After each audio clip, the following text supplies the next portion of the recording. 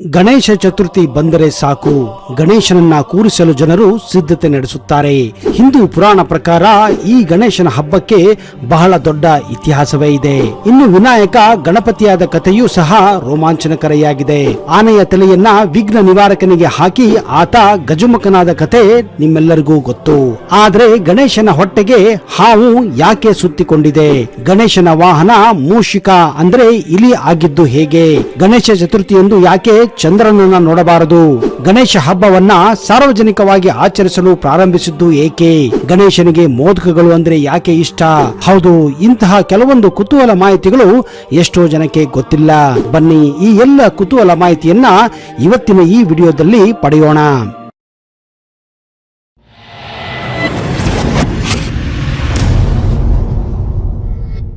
ಗಣೇಶ ಚತುರ್ಥಿಯಂದು ಚಂದ್ರನನ್ನ ನೋಡಬಾರದು.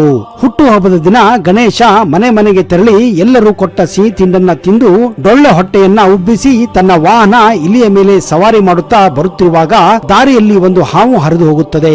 ಆ ಹಾವನ್ನು ಕಂಡು ಬೆದರಿ ಇಲಿ ಎಡವುತ್ತದೆ. ಇಲಿಯ ಮೇಲೆ ಕುಳಿತಿದ್ದ ಗಣೇಶ ಕೆಳಗೆ ಬೀಳುತ್ತಾನೆ. ಹೊಟ್ಟೆ ಬಿರಿದು ದಂತ ಮುರಿಯುತ್ತದೆ. ಮನೆ ಮನೆಯಲ್ಲಿ ತಿನ್ನಲಾಗಿದ್ದ ಇಷ್ಟವಾದಂತಹ ತಿಂಡಿಯೆಲ್ಲ ಹೊಟ್ಟೆಯಿಂದ ಹೊರಗೆ ಬರುತ್ತದೆ. ಗಣೇಶ ಆಮೇಲೆ ಮೇಲೆ ಎದ್ದು ಹೊಟ್ಟೆಯಿಂದ ಬಿದ್ದಂತಹ ಎಲ್ಲ ಆಹಾರವನ್ನ ತೆಗೆದು ಪುನಃ ಹೊಟ್ಟೆಗೆ ಸೇರಿಸಿ ಮತ್ತೆ ಚೆಲ್ಲದಂತೆ ಅದೇ ಹಾವನ್ನ ಹಿಡಿದು ತನ್ನ ಹೊಟ್ಟೆಗೆ ಕಟ್ಟಿ ಸವಾರಿಯನ್ನ ಮುಂದುವರಿಸುತ್ತಾನೆ. ಈ ಎಲ್ಲಾ ದೃಶ್ಯಾವಳಿಗಳನ್ನ ಬಾನಿನಲ್ಲಿ ಚಂದ್ರ ನೋಡಿ ನಗುತ್ತಾನೆ. ನಿನ್ನ ದೊಡ್ಡ ಹೊಟ್ಟೆ ಏನು, ನಿನ್ನ ಬೀಸಣಿಕೆಯಂತಹ ಕಿವಿಗಳು, ಆ ಸೊಂಡಿಲು, ಆ ಚಿಕ್ಕ ಕಣ್ಣುಗಳೇನು, ಹೀಗೆಲ್ಲ ಎಂದು ಗಣೇಶನ ರೂಪದ ಬಗ್ಗೆ ವ್ಯಂಗ್ಯವಾಡುತ್ತಾನೆ. ಚಂದ್ರನ ಅಪಹಾಸ್ಯ ಕಂಡು ಸಿಟ್ಟಿಗೆದ್ದ ಗಣೇಶ ಚಂದ್ರನನ್ನ ಶಪಿಸುತ್ತಾನೆ. ಇನ್ನು ಮುಂದೆ ನಿನ್ನನ್ನು ಯಾರು ಯಾವಾಗಲೂ ನೋಡದಿರಲಿ, ನೋಡಿದರೆ ಅವರ ಮೇಲೆ ಕಳ್ಳತನದ ಅಪವಾದ ಬರಲಿ ಎಂದು ಕಠಿಣವಾದ ಶಾಪವನ್ನ ನೀಡುತ್ತಾನೆ. ಹೀಗಾಗಿ ಯಾರು ಕೂಡ ಚಂದ್ರನನ್ನು ನೋಡದೆ, ಚಂದ್ರನು ತನ್ನ ಕಣ್ಣಿಗೆ ಬೀಳದೆ ಎಲ್ಲರೂ ಕೂಡ ಓಡಾಡಲು ಪ್ರಾರಂಭಿಸುತ್ತಾರೆ. ಅವನಿಗೆ ಎಲ್ಲಿಯೂ ಹೋಗಲು ಆಗುವುದಿಲ್ಲ. ಒಬ್ಬಂಟಿ ಜೀವನ ಅವನಿಗೆ ಕಷ್ಟವಾಗಿ ಹೋಗುತ್ತದೆ. ಅದಕ್ಕಾಗಿ ಚಂದ್ರನು ತಪಸ್ಸನ್ನು ಆಚರಿಸಿ ಗಣೇಶನನ್ನ ಮತ್ತೆ ಪ್ರಸನ್ನಗೊಳಿಸುತ್ತಾನೆ. ತನಗೆ ಕೊಟ್ಟ ಶಾಪವನ್ನ ಹಿಂಪಡೆಯಲು ಚಂದ್ರನು ಗಣಪತಿಯಲ್ಲಿ ವಿನಂತಿ ಮಾಡಿಕೊಳ್ಳುತ್ತಾನೆ. ನಾನು ಕೊಟ್ಟಿರುವ ಶಾಪವನ್ನ ಸಂಪೂರ್ಣವಾಗಿ ಹಿಂಪಡೆಯಲು ಸಾಧ್ಯವಿಲ್ಲ, ಆದರೆ ಸ್ವಲ್ಪ ಪ್ರಮಾಣದಲ್ಲಿ ಮಾತ್ರ ಶಾಪವನ್ನ ಹಿಂಪಡೆಯಬಹುದು ಎಂದು ಗಣೇಶನು ಹೇಳುತ್ತಾನೆ. ಹೀಗಾಗಿ ಗಣೇಶ ಚತುರ್ಥಿಯಂದು ಯಾರು ನಿನ್ನ ದರ್ಶನ ಮಾಡಲಾರರು. ಒಂದು ವೇಳೆ ಯಾರಾದರೂ ನಿನ್ನ ದರ್ಶನ ಅಂದ್ರೆ ಭಾದ್ರಪದ ಶುಕ್ಲ ಚೌತಿಯಂದು ಯಾರಾದರೂ ನಿನ್ನನ್ನು ನೋಡಿದರೆ ಅವರಿಗೆ ಕಳ್ಳತನದ ಶಾಪ ತಟ್ಟುತ್ತದೆ ಎಂದು ಆ ಶಾಪವನ್ನ ಕಡಿಮೆ ಮಾಡುತ್ತಾನೆ. ಅಷ್ಟೇ ಅಲ್ಲದೆ ಇತರ ತಿಂಗಳುಗಳ ಕೃಷ್ಣ ಪಕ್ಷದ ಚತುರ್ಥಿಯಂದು ನಿನ್ನನ್ನು ನೋಡಿದ ನಂತರವೇ ಎಲ್ಲರೂ ಊಟ ಮಾಡಲಿ, ಅಂದರೆ ಸಂಕಷ್ಟ ಚತುರ್ಥಿಯಂದು ನಿನ್ನ ದರ್ಶನವಾಗದೆ ಯಾರು ಭೋಜನವನ್ನ ಸ್ವೀಕರಿಸುವ ಹಾಗಿಲ್ಲ ಎಂದು ಚಂದ್ರನಿಗೆ ನೀಡಿದ ಶಾಪವನ್ನ ಈ ರೀತಿ ಕಡಿಮೆ ಮಾಡುತ್ತಾನೆ. ಹೀಗಾಗಿ ಚೌತಿಯ ದಿನದಂದು ಬಾನಿನಲ್ಲಿರುವ ಚಂದ್ರನನ್ನು ನೋಡಬಾರದು. ನೋಡಿದರೆ ಅನಾವಶ್ಯಕ ಸುಳ್ಳು ಅಪವಾದ ಬರುತ್ತದೆ ಎಂದು ನಂಬುತ್ತಾರೆ.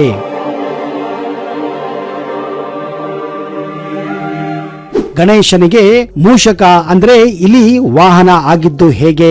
ಆನೆಯ ತಲೆ, ಡೊಳ್ಳು ಹೊಟ್ಟೆ ಗಣೇಶನನ್ನು ಹೊತ್ತು ಸಾಗುವ ಮೂಷಕ ಅಂದ್ರೆ ಎಲ್ಲರಿಗೂ ಕುತೂಹಲ ಇದ್ದಿದ್ದೆ.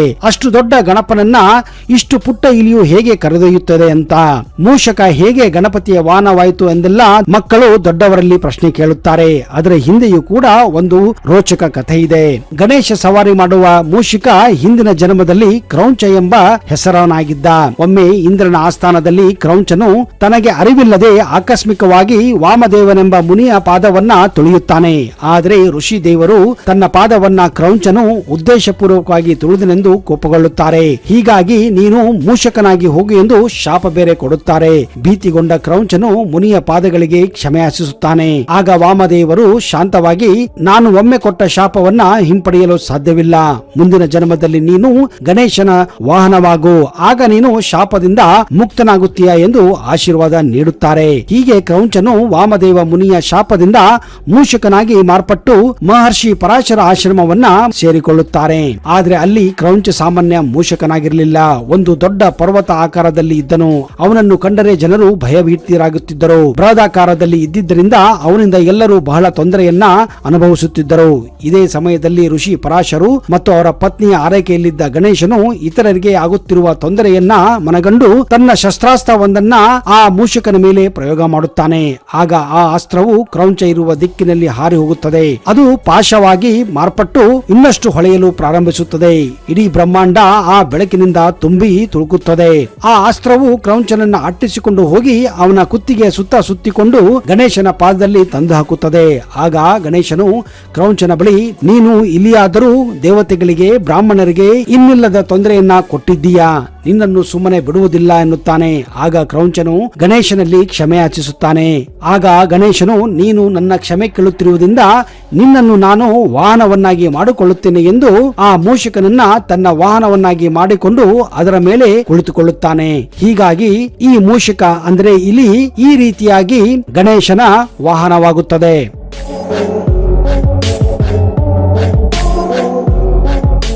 ಸಾರ್ವಜನಿಕ ಗಣೇಶೋತ್ಸವ. ಸಾರ್ವಜನಿಕ ಗಣೇಶೋತ್ಸವ ಹಿಂದೆಯೂ ಒಂದು ಅದ್ಭುತವಾದಂತಹ ಇತಿಹಾಸವಿದೆ. ಬಾಲಗಂಗಾಧರ ತಿಲಕ್ ಅವರು ಮೊದಲು ಸಾರ್ವಜನಿಕ ಗಣೇಶೋತ್ಸವ ಆಚರಿಸುವುದನ್ನ ಕರೆ ನೀಡಿದ್ದರು ಎಂಬುದು ನಿಮಗೆಲ್ಲ ಗೊತ್ತು. ಆದ್ರೆ ಅದರ ಹಿಂದೆ ನಡೆದಿದ್ದ ಕಥೆ ಪ್ರಸಂಗಗಳ ಕುರಿತು ನಿಮಗೆ ಗೊತ್ತಾ?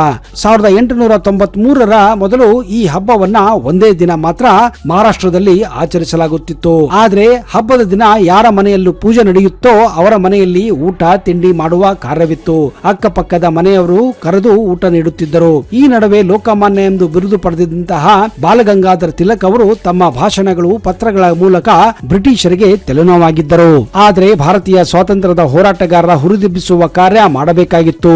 ಒಗ್ಗಟ್ಟು ಇಲ್ಲದ ಹೋರಾಟಗಾರರ ಪಡೆಗೆ ಜೀವ ತುಂಬುವ ಕಾರ್ಯ ಮಾಡಬೇಕು ಎಂದು ಬಾಲಗಂಗಾಧರ ತಿಲಕ್ ಅವರು ಒಂದು ಯೋಚನೆಯನ್ನು ಮಾಡುತ್ತಾರೆ. ಸಾಮಾನ್ಯವಾಗಿ ಮನೆಯಲ್ಲಿ ಆಚರಿಸುತ್ತಿದ್ದ ಗಣೇಶೋತ್ಸವವನ್ನ ಸಾರ್ವಜನಿಕ ಹಬ್ಬವನ್ನಾಗಿ ಮಾಡಬೇಕೆಂದು ನಿರ್ಧಾರ ಮಾಡುತ್ತಾರೆ. ಇದೇ ಕಾರಣ 1893ರಲ್ಲಿ ಮೊಟ್ಟ ಮೊದಲ ಬಾರಿಗೆ ಗಣೇಶೋತ್ಸವವನ್ನ ಗಲ್ಲಿ ಗಲ್ಲಿಗಳಲ್ಲಿ ಇಟ್ಟು ಆಚರಿಸುವುದನ್ನ ಪ್ರಾರಂಭಿಸಬೇಕೆಂದು ಭಿತ್ತಿ ಪತ್ರಗಳನ್ನು ಹಂಚುತ್ತಾರೆ. ಇದು ಬ್ರಿಟಿಷರ ಗಮನಕ್ಕೂ ಬರುತ್ತದೆ. ಆದರೆ ಸಾರ್ವಜನಿಕ ಗಣೇಶೋತ್ಸವ ಸ್ವಾತಂತ್ರ್ಯದ ಕಿಡಿಯಾಗಿ ಬದಲಾಗುತ್ತದೆ ಎನ್ನುವ ಸಣ್ಣ ಅನುಮಾನವೂ ಕೂಡ ಬ್ರಿಟಿಷರಿಗೆ ಇರುವುದಿಲ್ಲ. ಈ ಗಣೇಶೋತ್ಸವದಲ್ಲಿ ತಿಲಕ್ ಅವರು ಮಾಡಿದ ಭಾಷಣದಿಂದ ಸ್ವಾತಂತ್ರ್ಯೋತ್ಸವ ಕಿಡಿ ಹಬ್ಬಿಕೊಳ್ಳುತ್ತದೆ. ಇದಿಷ್ಟೇ ಅಲ್ಲದೆ ತಿಲಕ್ ಅವರು 1896ರಲ್ಲಿ ಶಿವಾಜಿ ಉತ್ಸವವನ್ನು ಇದೇ ಕಾರಣ ಪ್ರಾರಂಭ ಮಾಡುತ್ತಾರೆ.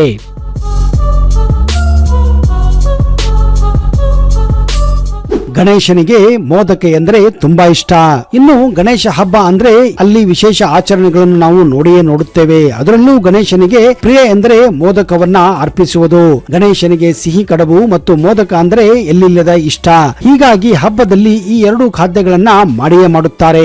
ಗಣೇಶ ಮತ್ತು ಮೋದಕ ಸಿಹಿ ನಡುವೆ ಒಂದು ಬಾಂಧವ್ಯವಿದೆ. ಗಣೇಶ ಮೋದಕದ ಸಿಹಿಗೆ ಮಾರು ಹೋದ ಘಟನೆಯು ಅಚ್ಚರಿಪಡಿಸುತ್ತದೆ. ಒಮ್ಮೆ ಶಿವಪಾರ್ವತಿಯರು ಶಾಂತವಾಗಿ ಕುಳಿತಿರುವಾಗ ಗಣೇಶ ಹಾಗೂ ಕಾರ್ತಿಕೇಯ ಇಬ್ಬರು ಗಲಾಟೆ ಮಾಡಿಕೊಂಡು ಜಗಳವಾಡುತ್ತಾರೆ. ಪಾರ್ವತಿ ಇಬ್ಬರನ್ನು ಹತ್ತಿರಕ್ಕೆ ಕರೆದು ಏಕೆ ಜಗಳ ಆಡುತ್ತೀರಿ ಎಂದು ಕೇಳುತ್ತಾಳೆ. ಆಗ ಅವರಿಬ್ಬರಲ್ಲಿ ಉಂಟಾಗಿರುವ ಒಂದು ಪ್ರಶ್ನೆಯನ್ನ ಶಿವಪಾರ್ವತಿಯರು ಆ ಇಬ್ಬರು ಮುಂದೆ ಇಡುತ್ತಾರೆ. ನಮ್ಮಿಬ್ಬರಲ್ಲಿ ಯಾರು ಬುದ್ಧಿವಂತರೆಂದು ಹೇಳುವಂತೆ ಹಠ ಹಿಡಿಯುತ್ತಾರೆ. ಈ ಪ್ರಶ್ನೆ ಕೇಳಿದ ಶಿವಪಾರ್ವತಿಯರು ಒಮ್ಮೆ ಅವರಿಗೆ ಯಾವ ಉತ್ತರ ನೀಡಬೇಕೆಂದು ಗೊಂದಲಕ್ಕೆ ಬೀಳುತ್ತಾರೆ. ಇಬ್ಬರಲ್ಲಿ ಯಾರು ಬುದ್ಧಿವಂತರೆಂದು ಸಾಬೀತು ಮಾಡುವುದು ಅವರಿಗೆ ದೊಡ್ಡ ಸವಾಲಾಗಿತ್ತು. ಹಾಗೆ ಅವರ ಬುದ್ಧಿಶಕ್ತಿ ತಾನಾಗಿ ಅವರಿಗೆ ತಿಳಿಯುವಂತೆ ಮಾಡಬೇಕು ಎಂದು ಆಲೋಚನೆ ಮಾಡಿದ್ದರು. ಹೀಗಾಗಿ ಅವರಿಬ್ಬರ ಮುಂದೆ ಒಂದು ಸವಾಲು ಇಟ್ಟು ಯಾರು ಬೇಗ ಇಡೀ ಭೂಮಿಯನ್ನ ಸುತ್ತಿ ಹಾಕಿ ಬರುತ್ತಾರೋ ಅವರೇ ಬುದ್ಧಿವಂತರು ಎಂದು ಹೇಳಬಹುದು ಎನ್ನುತ್ತಾರೆ.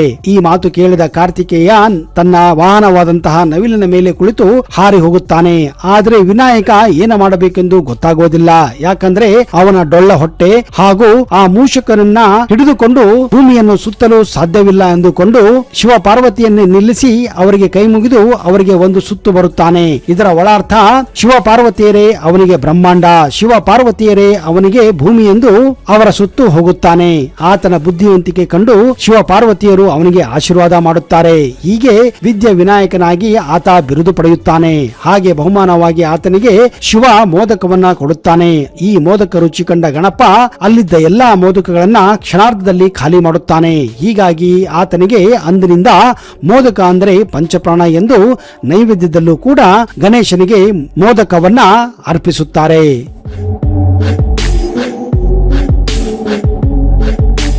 ಸ್ನೇಹಿತರೆ, ಗಣೇಶನ ಬಗ್ಗಿನ ಈ ಮಾಹಿತಿ ನಿಜಕ್ಕೂ ನಿಮಗೆ ಇಷ್ಟವಾಗಿದ್ದಲ್ಲಿ ಈಗಲೇ ಈ ವಿಡಿಯೋನ ಲೈಕ್ ಮಾಡಿ ಹಾಗೂ ನಿಮ್ಮೆಲ್ಲ ಸ್ನೇಹಿತರ ಜೊತೆ ಹಂಚಿಕೊಳ್ಳಿ.